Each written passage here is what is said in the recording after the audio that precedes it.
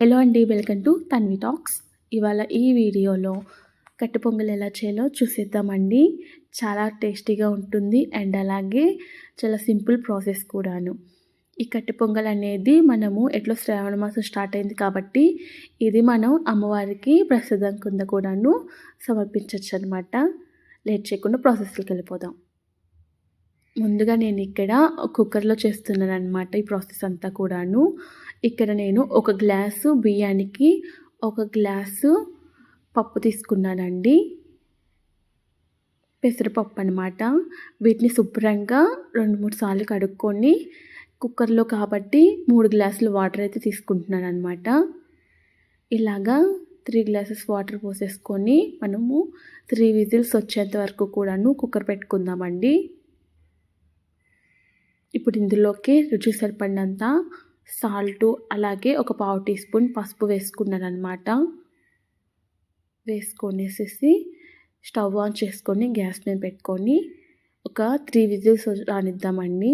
Medium ఫ్లేమ్లోనే పెట్టుకోవాలని.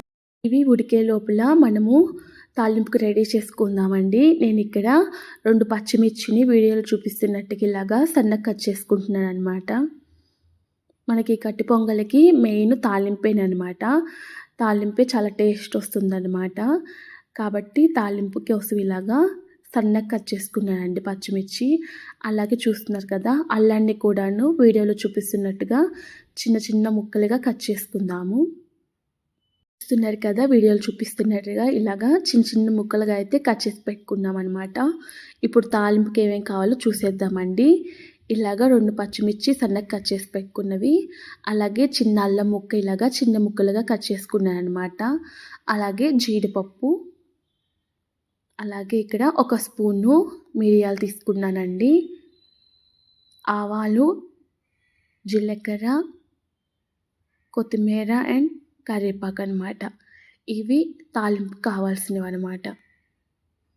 So ఇప్పుడు 3 విజిల్స్ అయితే వచ్చినాయి అనమాట. కుక్కర్ మూత తీసేసి చూద్దామండి. చూస్తున్నారు కదా, మెత్తగా పప్పు అయితే ఉడికిపోయిందనమాట. ఇప్పుడు స్మాషర్ పెట్టి దీన్నంతా కూడా ఇలాగ వీడియోలో చూపిస్తున్నట్టుగా స్మాష్ చేసుకుందామండి. మీకు మెత్తగా కావాలంటే స్మాష్ చేసుకోవచ్చు, లేదు పలుకుగా ఉన్నా పర్లేదు అనుకుంటే అలాగే ఉంచుకోవచ్చు అనమాట. సో స్మాష్ చేసుకుంటేనే బాగుంటుందన్నమాట. ఇలా స్మాష్ చేసుకున్న తర్వాత దీనిలోకి వేడి నీళ్ళు పోసుకుందామండి. గోరువెచ్చగా కాగబెట్టుకున్న వాటరు ఒక 3 గ్లాసెస్ పోసుకుందాము. ముందు మనం కుక్కర్లో ఉడికించేటప్పుడు 3 గ్లాసులు వాటర్ తీసుకున్నాము. అలాగే ఇప్పుడు కాగబెట్టిన నీళ్ళు 3 గ్లాసులు అయితే తీసుకొని ఇలాగ వీడియోలో చూపిస్తున్నట్టు కొంచెం కొంచెం పోసుకుంటూ ఇలాగ ఈ కన్సిస్టెన్సీలో ఉండేంత వరకు వాటర్ పోసుకుందామండి. చూస్తున్నారు కదండి, మనకి ఈ కన్సిస్టెన్సీ అయితే రావాలన్నమాట. ఇప్పుడు ఈ స్టేజ్లోనే ఉన్నప్పుడు మనము రుచికి సరిపడినంత సాల్ట్ అయితే యాడ్ చేసుకుందామండి. సాల్ట్ యాడ్ చేసుకొని మొత్తం కూడా కలిసే విధంగా ఒకసారి అంతా కూడాను కలుపుకుందాము. సో ఇలా కలుపుకున్న పొంగల్కి మనం ఇప్పుడు పోపు అనేది పెట్టుకుందామండి. స్టవ్ ఆన్ చేసుకొని ప్యాన్ పెట్టుకొని ఇందులోనే 3 టేబుల్ స్పూన్ ఆయిల్ వేసుకుంటున్నానండి. ఇక్కడ నేనైతే 2 టేబుల్ స్పూన్ ఆయిల్ అలాగే 2 టేబుల్ స్పూన్ నెయ్యి అయితే యాడ్ చేసుకుంటున్నాను అనమాట. మీకు కావాలంటే ఓన్లీ నెయ్యితోనే తాలింపు పెట్టుకోవచ్చు అనమాట. ఇప్పుడు ఇందులోకి జీడిపప్పు యాడ్ చేసుకుంటున్నానండి. జీడిపప్పు వేసుకున్న తర్వాత జీడిపప్పును కలుపుకుంటూ మనం ఆయిల్లో ఫ్రై చేసుకోవాలన్నమాట.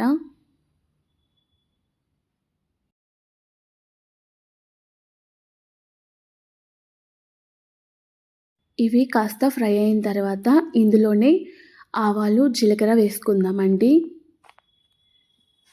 ఒక 1/2 టీ స్పూన్ ఆవాలు అలాగే ఒక 1 స్పూన్ జీలకర్ర అయితే వేసుకున్నానమాట.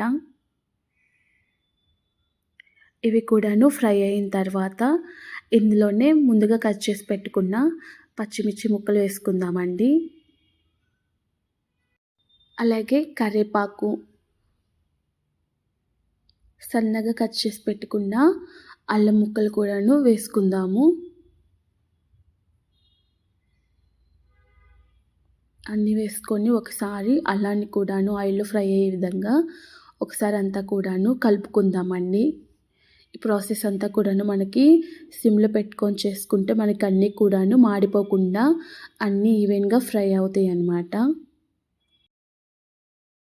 అల్లం ముక్కలు కూడాను కాస్త ఫ్రై అయిన తర్వాత ఇందులోనే ఒక టీ స్పూన్ మిరియాలు వేసుకుంటున్నామండి. సో మిరియాలు కూడాను అంతా కూడాను ఆయిల్‌లో ఫ్రై అవ్వాలన్నమాట. ఇందులోనే ఎండుమిర్చి కూడా వేసుకుంటున్నానన్నమాట. ఈ తాలింపు అనేది కూడాను సిమ్‌లోనే మంచిగా ఫ్రై అవ్వాలన్నమాట. మాడిపోకుండా చూసుకోండి. తాలింపు అంతా ఫ్రై అయిన తర్వాత లాస్ట్‌లో కొత్తిమీర వేసుకొని ఒక్కసారి అలా కలుపుకొనేసి స్టవ్ ఆఫ్ చేసేయడమేనమాట. ఇప్పుడు ఈ తాలింపుని మనం పొంగల్లో వేసుకుందామండి. ఇలాగా వీడియోలో చూపిస్తున్నట్టుగా ఈ తాలింపుని పొంగల్లో వేసుకొని మొత్తం అంతా కూడాను కలిసే విధంగా కలుపుకుందామండి. ఇంతేనండి, ఎంతో సింపుల్ అండ్ టేస్టీ కట్టె పొంగలి రెడీ అనమాట. ఈ వీడియో కనుక నచ్చినట్లయితే మీ ఫ్రెండ్స్ అండ్ ఫ్యామిలీ మెంబర్స్కి షేర్ చేయండి. అండ్ అలాగే మన ఛానల్ని ఎవరైతే సబ్స్క్రైబ్ చేసుకోలేదో మన ఛానల్ని అయితే సబ్స్క్రైబ్ చేసుకోండి.